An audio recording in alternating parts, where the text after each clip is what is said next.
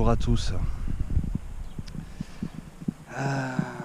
Je suis dans les Alpes de Haute-Provence, à quelques milles mètres d'altitude.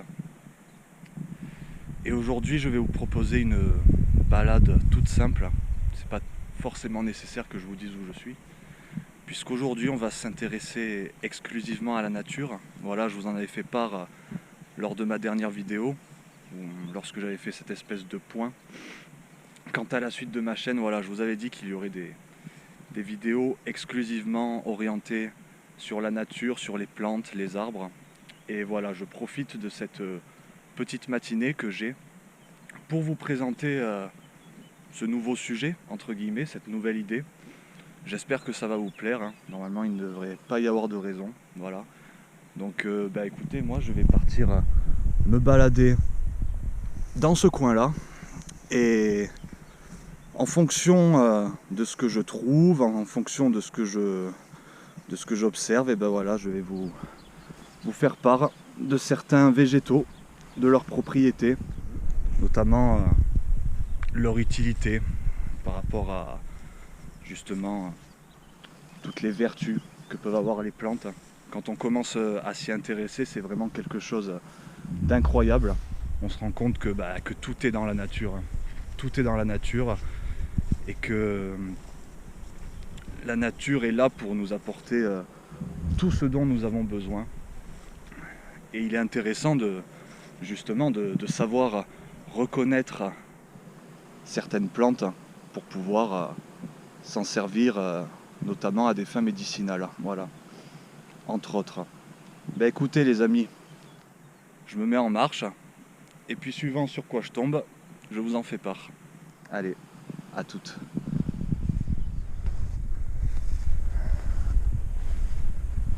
Alors tout est en fleurs, hein. C'est super joli évidemment.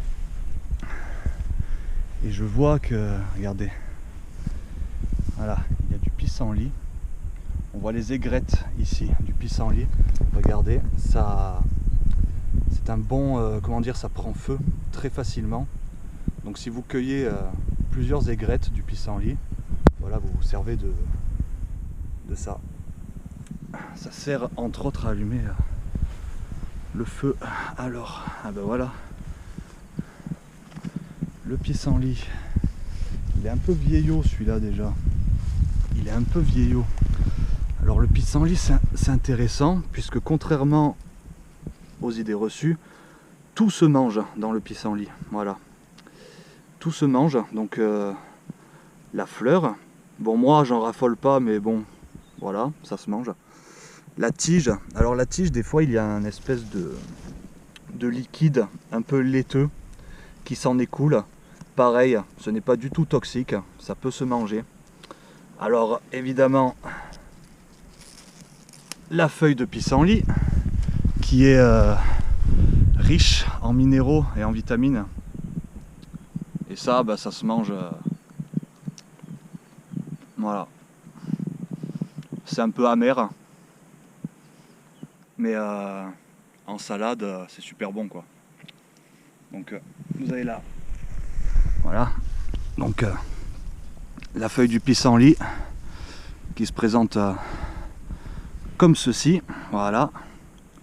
Bord denté avec le bout de la tige vers la racine violet. Donc normalement ça se déterre très très facilement. Donc je vais vous montrer. C'est pas compliqué. Regardez, vous attrapez, alors il y a une petite bouse de vache juste là, c'est pas grave. Je vais essayer de vous montrer la racine, parce que la racine, c'est vraiment ce qu'il y a de plus intéressant. Voilà, la racine qui est ici, la racine qui contient de l'inuline et du potassium, c'est la partie la plus intéressante de la plante. Alors moi cru j'ai déjà goûté, sincèrement cru c'est pas terrible, c'est vraiment pas terrible. Ça a un goût très amer et à la fois piquant, un peu comme le gingembre mais en beaucoup moins savoureux. C'est très spécial, hein. Voilà. Et évidemment c'est la partie la plus intéressante, hein. Voilà, on recherche en priorité les racines. C'est là que le plus important est concentré, quoi. Voilà. Le pissenlit qui a des propriétés médicinales, notamment antispasmodiques. Voilà. Donc si vous avez des infos sur les plantes que je vais vous présenter aujourd'hui, n'hésitez pas à mettre vos infos dans les commentaires, ça m'intéresse. Comme je vous l'ai dit, je suis en révision, en plein dans les révisions. Donc moi je vous donne quelques infos par rapport à la flore, mais après si vous en avez, voilà, qui peuvent compléter déjà ce que je peux vous expliquer, bah, je suis preneur, hein. N'hésitez pas à mettre des infos dans les commentaires. Bon, j'arrive dans une forêt de châtaigniers. En plus c'est pas plus mal que je sois là parce qu'il y a du vent, ça commençait à souffler sur la plaine. Puis c'est bien ici, il y a plein d'arbres. Voilà, le châtaignier entre autres, reconnaissable, alors là évidemment les feuilles sont vieilles, mais reconnaissable à ces grandes feuilles au bord denté. Voilà, le châtaignier qui a de très grandes feuilles, des feuilles qui contiennent des protéines, des lipides, mais du tanin également. Voilà. Alors un châtaignier, ça peut vivre très vieux, plusieurs centaines d'années. Leur tronc, hein, le diamètre de leur tronc peut atteindre des tailles parfois impressionnantes. Quand il meurt, le tronc se creuse. Ça devient tout creux à l'intérieur avec le temps. Ce qui fait quand l'arbre a une dimension suffisamment importante, on peut aller dedans. C'est assez rigolo. D'ailleurs sur l'Etna, il me semble, en Sicile, les locaux racontent qu'il y a un châtaignier tellement immense que toute une assemblée pouvait se tenir à l'intérieur et que l'arbre en question devait avoir aux alentours de 4000 ans. Alors c'est ce que dit la rumeur sur place évidemment. Le châtaignier en question n'est peut-être pas aussi vieux, mais ce qui est sûr c'est que ça peut vivre plusieurs centaines d'années, quoi, hein. C'est voilà. Et évidemment à l'automne, hein, voilà, les bogues tombent avec les châtaignes à l'intérieur. Donc les châtaignes qui contiennent des minéraux et des vitamines. Et au goût, c'est fort appréciable, hein. C'est fort appréciable. Ah là il y a de jeunes chênes pubescents. Voilà. Il y a de jeunes chênes pubescents. Le chêne pubescent, c'est l'espèce de chêne la plus répandue en Europe. C'est un excellent combustible. Voilà, depuis la nuit des temps, les hommes s'en servent pour faire le feu, pour se chauffer. C'est un bois qui brûle très très bien. Alors apparemment, l'écorce a des effets contre les problèmes inflammatoires de la peau, voilà, l'eczéma, tout ça. Donc je ne sais pas exactement comment on se sert de l'écorce à cette fin, mais voilà. Et puis évidemment les glands, hein, voilà, les glands du chêne qui sont consommables, hein, mais pas crus, puisque pareil il y a une forte concentration en tanin à l'intérieur des glands. Donc la meilleure façon de se débarrasser du tanin, c'est de laisser tremper les glands pendant 2 jours environ. Admettons, si vous êtes en bushcraft, vous trouvez une rivière, vous prenez un panier, un filet dans lequel vous mettez vos glands et vous les laissez se nettoyer d'eux-mêmes par le courant, quoi. Et quand vous les pelez, il faut que l'eau, quand vous les renettoyez, il faut que l'eau ressorte claire. Tant que l'eau est un peu trouble, un peu marron, c'est que le tanin est toujours présent, donc il ne faut pas les consommer. Et seulement à partir du moment où l'eau ressort claire, et là vous pouvez vous faire plaisir, cru, grillé, voilà. C'est super bon. Ça a un goût un peu sucré et ça contient de l'amidon. Alors les amis, je quitte un peu la forêt au risque de sentir un peu le vent pour vous présenter d'autres genres de plantes et d'arbres qui poussent sur des zones beaucoup plus arides, comme vous pouvez le voir ici. Voilà. Voilà, on va aller voir un peu ce qu'on trouve ici. Voilà, parce que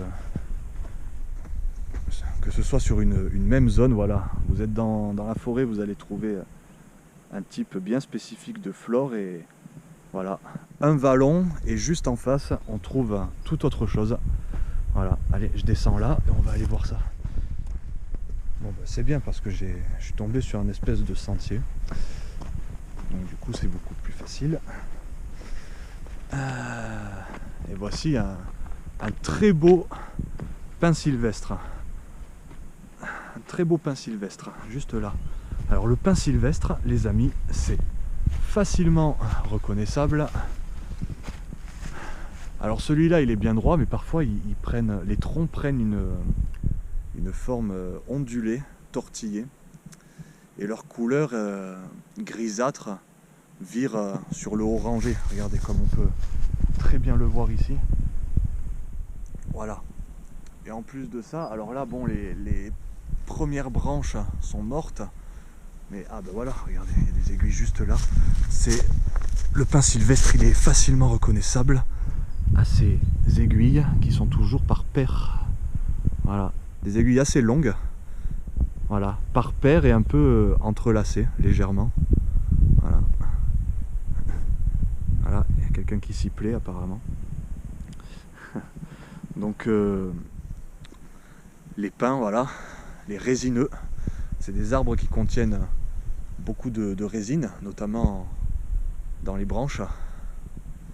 Et autrefois, à l'époque, les pauvres se servaient des copeaux pleins de résine en guise de bougie pour s'éclairer le soir. Et apparemment, les aiguilles infusées agissent contre la toux et la bronchite. Voilà. Alors les jeunes pousses sont comestibles au printemps, voilà, donc en ce moment.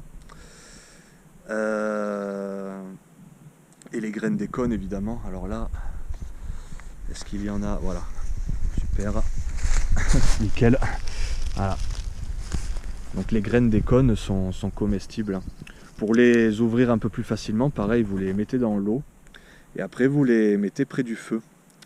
Et en fait, les écailles vont se dilater et ça va permettre la libération de la graine beaucoup plus facilement. Bon, après, c'est pas plus gros que des pignons de pin, quoi. Hein, donc voilà, il en faut, quoi. Hein. Il en faut pour. Voilà. Puis évidemment, hein, la résine, voilà, les huiles essentielles, ça a plein de vertus. Le genêt, les anciens s'en servaient en guise de balai. Et si vous avez comment dire, besoin d'un balai en pleine nature, je vous recommande le genêt. Voilà, prenez plusieurs branches que vous attachez à un manche plus long et ça vous fait un balai. Comme vous le voyez, ça pousse sur des sols voilà, très arides. Hein. Ça se plaît notamment sur les zones calcaires. Là, on arrive dans le vallon carrément.